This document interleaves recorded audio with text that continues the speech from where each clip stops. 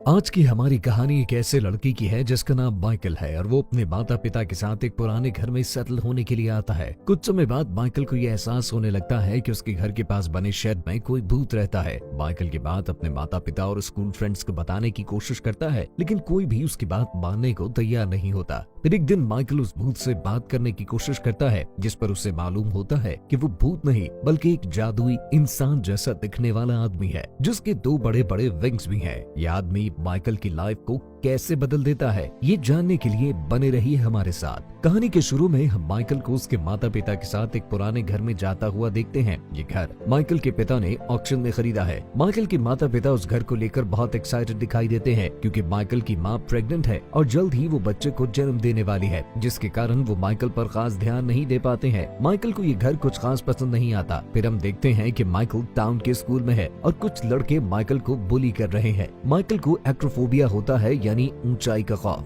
जिसकी वजह से वो स्विमिंग पूल से जंप नहीं कर पाता। तभी एक लड़का माइकल को परेशान करने वालों को भगा देता है और यूं दोनों दोस्त बन जाते हैं। एक दिन माइकल अपने घर के बाहर बैठा होता है, तभी उसे अचानक एक नन्हा चूहा दिखाई देता है। माइकल उस चूहे का पीछा करता हुआ घर के पास बने एक पुराने शेड में आ जाता है। वो शेड बहुत ही डरावना होता है। इतने में माइकल को वहाँ किसी की आवाज सुना देती है। माइकल भागता हुआ अपने घर की तरफ जाता है। वो अपनी माँ को ये बात बताने ही लगता है, पर देखता है कि उसकी माँ की हालत खराब होने लगी है। माइकल परेशान होकर एम्बुलेंस बुला लेता है। माइकल की माँ एक प्री मैच्योर बेबी गर्ल को जन्म देती है, जिसे कुछ दिन के लिए हॉस्पिटल में रखा जाएगा। माइकल अपनी बहन को देखकर काफी खुश नजर आता है। घर वापस आते ही माइकल अपने पिता को शेड के बारे में बताता है, लेकिन जब वो शेड को चेक करने जाते हैं तो उन्हें कुछ नहीं मिलता। कुछ समय बाद माइकल टाउन में रहने वाली एक लड़की से उस शेड के बारे में बात करता है। लड़की की हेल्प से माइकल शेड को चेक करने जाता है। तभी वो देखता है कि शेड में एक अजीब सा आदमी है जो बहुत बीमार और बुरी हालत में है। माइकल उसे देखकर काफी हैरान हो जाता है और घर वापस आकर अपने पिता को बताने ही लगा है, लेकिन माइकल देखता है कि उसका बाप बेबी की हेल्थ को लेकर काफी परेशान है और फोन पर बात करते हुए रूम का डोर बंद कर देता है। माइकल ये बात किसी को नहीं बता पाता, इसीलिए अपने स्कूल फ्रेंड से शेयर करने की कोशिश करता है, लेकिन उसका फ्रेंड उसकी बात को सीरियस नहीं लेता, क्योंकि उस समय उसका मेन फोकस स्विमिंग कंपटीशन पे होता है और माइकल को भी कंपटीशन ज्वाइन करने को कहता है। स्कूल से वापस जाते समय माइकल अपनी नेबर से मिलता है जो कुछ अजीब सी है। माइकल उससे बात नहीं करता। माइकल शेड में वापस जाकर उस आदमी से हेल्प मांगता है,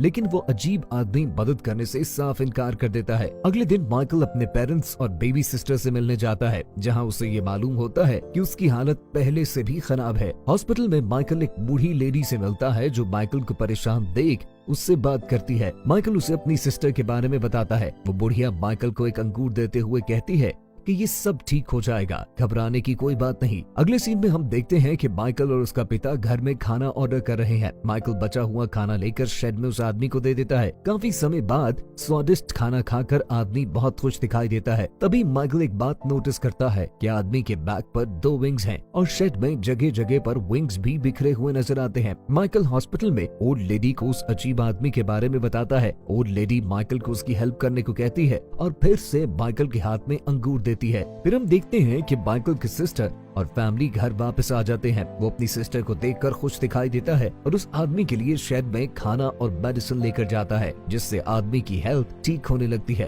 एक दिन माइकल अपने फ्रेंड के साथ खेल रहा होता है, तभी अचानक उसे पता चलता है कि उसकी बेबी सिस्टर की हालत फिर से खराब होने लगी है और वो उसे दोबारा हॉस्पिटल भेज दिया जाता है। माइकल ये देखकर बहुत डिप्रेस हो जाता है और अपना गुस्सा झाड़ियों पर उतारने लगता है। अजीब आदमी शेड में से माइकल को देख रहा होता है। वो भी माइकल की हालत को समझता है। इतने में माइकल की नेबर वहाँ आ जाती है और माइकल का बूट ठीक करने के लिए उसे एक लेक के पास ले जाती है, जहाँ एक पुराना टावर भी है। माइकल उससे बात करके अच्छा फील करता है। माइकल अपनी सिस्टर को बचाने के लिए कुछ नहीं कर पाता, इसीलिए वो हर वक्त परेशान रहने लगता है। माइकल को इस बात की उम्मीद होती है कि शायद वो अजीब आदमी मेरी सिस्टर को बचाने में मदद कर पाए। माइकल उस आदमी के पास जाकर उसे अपनी सिस्टर की हालत बता देता है और ये भी कहता है कि मैं जानता हूँ कि तुम्हारे पास जादुई शक्तियाँ हैं जिनसे तुम मेरी सिस्टर को ठीक कर दोगे। लेकिन आदमी माइकल को ये बताता है कि चाहे बच्चा हो या जवान, इस धरती की हर चीज को एक दिन मर जाना है। वो माइकल की मदद नहीं करता। माइकल दुखी होकर वहाँ से चला जाता है। अगले दिन माइकल अपने नेबर को उस आदमी से मिलवाता है। वो उस अजीबोगरीब आदमी को देखकर हैरान हो जाती है। अपनी बेटी की खराब हालत देखकर माइकल का फादर परेशान रहने लगता है और शेड को तोड़ने के लिए आगे बढ़ता है। माइकल अपने पिता को ऐसा करने से रोकने के लिए अपने बेड पर कूदने लगता है, जिससे कमरे की छत टूट जाती है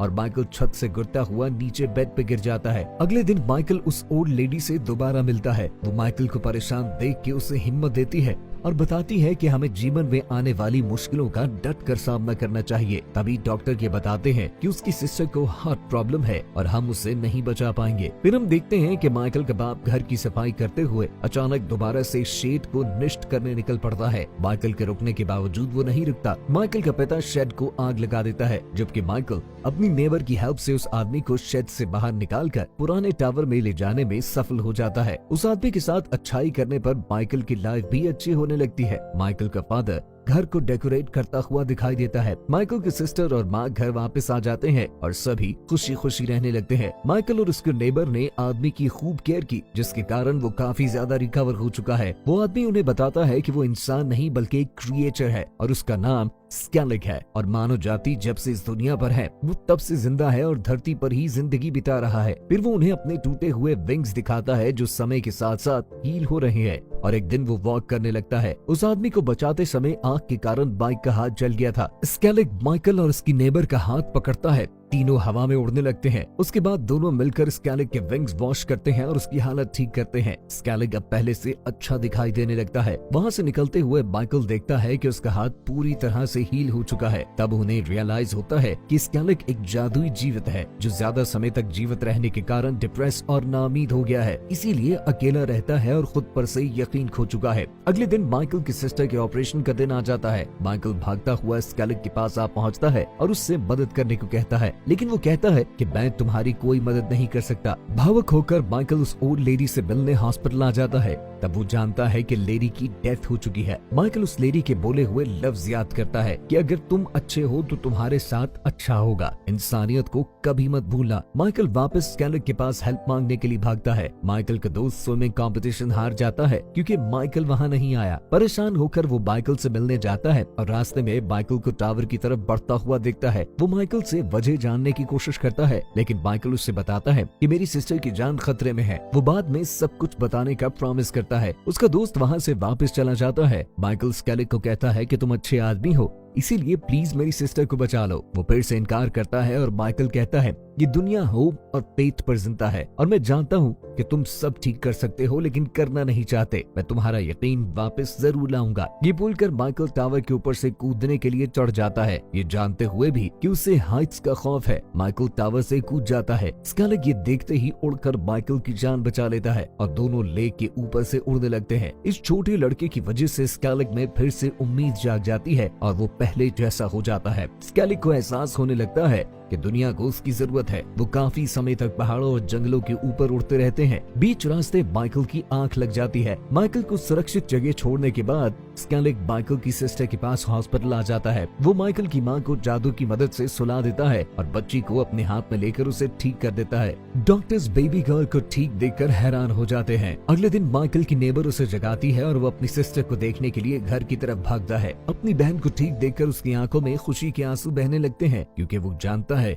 कि ये सब स्केलिग नहीं किया है। सभी बहुत खुश दिखाई देते हैं। माइकल अपनी सिस्टर को उस ओल्ड लेडी का नाम देता है जिसने दूसरों की मदद करने और उम्मीद न छोड़ने का सबक सिखाया। सभी लोग अब एक हैप्पी फैमिली थे। माइकल अपने दोस्त से मिलता है और दोनों अपने बीच गलतफहमियों को भुलाकर वापस से फ्रेंड्स बन जाते हैं। माइकल अपनी नेबर के साथ दोबारा स्केलिग से मिलने टावर पर जाता है। वो स्केलिग को उसकी फेवरेट वाइन और खाना देकर उसका शुक्रिया अदा करते हैं। माइकल उन्हें बताता है कि अब जाने का समय आ चुका है। तुमने मुझे मेरी उम्मीद वापस दी है, जिससे मैं दोबारा से मानव जाति की हेल्प करूंगा। दुनिया को मेरी जरूरत है। और इस तरह दोस्तों ये फिल्म हैप्पी एंडिंग के साथ खत्म हो जाती है। आपको ये फिल्म कैसी लगी हमें जरूर बताइएगा और चैनल को अभी तक लाइक और सब्सक्राइब नहीं किया तो अभी कर लीजिए, ताकि ऐसी ही कमाल की मूवीज हम आपके लिए लाते रहे। तब तक के लिए हम आपसे विदा लेते हैं। Bye bye.